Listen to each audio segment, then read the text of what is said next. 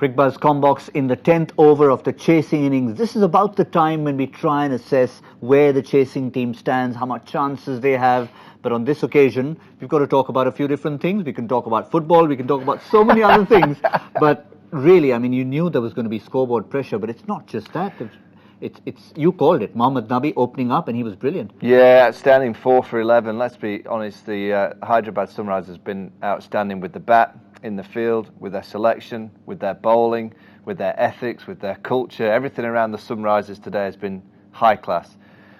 RCB, fielding was horrendous, bowling was horrendous, selection's been horrendous. They look like the batting's horrendous, running between the wickets is horrendous. They look a shambles at this minute. I know that's harsh, but 3 games in, they've had 3 different opening partnerships. Strategy looks like it's been ripped up. Whatever the strategy they had pre-match, whatever the strategy they had pre-tournament, it's all been ripped up, and they're almost picking tactics out of the hat as they go along. And real quality teams, you look at Chennai, you look at Sunrisers, you look at KKR, kind of the teams that have success over the course of a few years. They stick to the basics of what they deliver. And you look at the RCB over the last few years, they're kind of just picking strategies and tactics out of the hat, and it's just not going to work.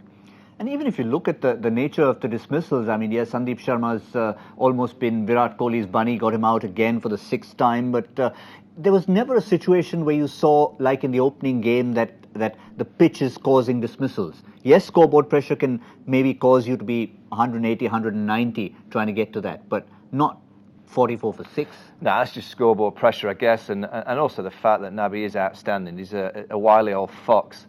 I just want to question, Shimron Hatmer about in the middle of the innings, Moeen Ali opened in the last game. What has Moeen Ali done wrong for those two to have moved? And what did they see in Shimron Hatmer that they felt he could do something different to Moeen Ali?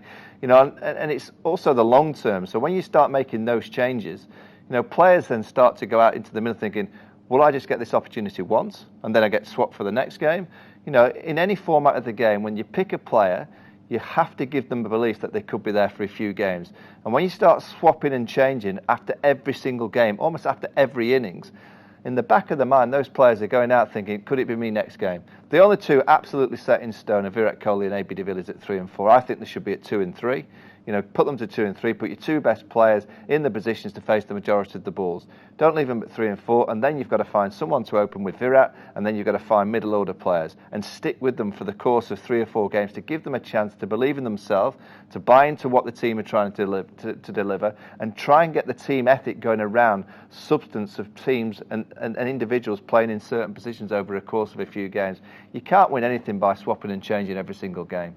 And what accentuates the difference between the 2 teams is, while on the one hand, you don't have a settled opening combination for the Royal Challengers Bangalore, look what the Sunrisers have done. They've had 3 century partnerships on the trot. Now talk about consistency and performance. Yeah, I mean, they're 2 of the best in the world in Bairstow and David Warner, so you'd expect them to be consistent, you'd expect them to get the team off to really strong starts, but it's just the thought process of the Sunrisers. Nabi comes in today because he's got 2 left-handers to bowl to at the top of the order. Little changes like that. Rashid Khan's not even been used to the 10th over. The kind of their trump cards not even had to really. Has he ever had an easier outing coming in at 44? I don't know. He's had a cigar in his mouth in this game. He's having a nice stroll out on a Sunday afternoon. But everything that the Sunrisers do, you feel that it's been thought of. You feel that every decision they make. Kane Williamson, he misses this game, because he's got a little niggle that he might have 2 or 3 games out looking at the long term of this tournament. You just feel that the Sunrisers think tank is thinking. You feel that the RCB think tank, well, I don't think they've got much of a brain at the minute. Yeah, sums it up pretty much. We know it's a foregone conclusion. The only thing is, with the young 16-year-old looking probably the best batsman out there in the park, can they get past and at least reduce the margin and not be the heaviest defeat in IPL history, which of course one of them started off the opening game in IPL history when the Kolkata Knight Riders won by a massive margin of 140 runs. So that's a few small targets for them to look at the moment. For us, it's just a target of getting through here, and we'll see you. MPL presents Cricbuzz live at the point where we'll have the toss from Chennai between the Chennai Super Kings and the Rajasthan Royals.